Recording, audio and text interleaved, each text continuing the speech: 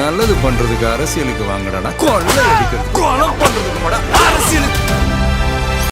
Actress Meena அவங்க கல்யாணம் ஆகி இத்தனை வருஷமாக வாழ்ந்த வீட்டை விற்றுருக்காங்க அப்படின்னு சொல்லிட்டு இந்த விஷயம் இப்போ சோஷியல் மீடியாவில் பேசு பொருளாக மாறியிருக்கு. ஆக்ட்ரஸ் மீனா 20 வருஷத்துக்கு முன்னாடி ரொம்ப ரிஸ்க் எடுத்து 10 கோடி ரூபாய் கடனில் தான் அந்த வீட்டை வாங்கியிருந்தாங்க. ரொம்ப பிரம்மாண்டமாக அந்த வீட்டை பார்த்து கட்டியிருந்தாங்க. அதில் ரொம்ப பாரம்பரியமான பொருட்களை யூஸ் பண்ணி பிரம்மாண்டமாக கட்டியிருந்தாங்க. அதுலேயும் சேஃப்டி அண்ட் செக்யூரிட்டி சொல்லவே தேவையில்லை.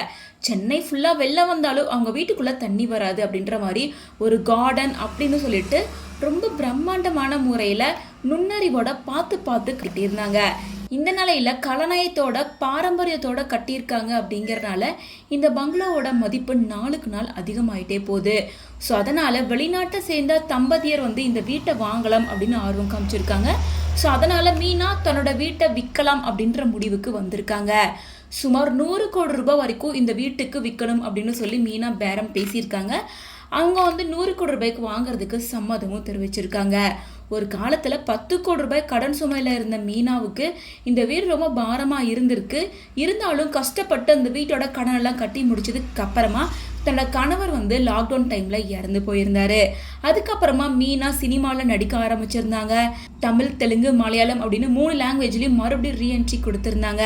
நிறைய ரியாலிட்டி ஷோலையும் நடிக்க ஆரம்பிச்சிருந்தாங்க.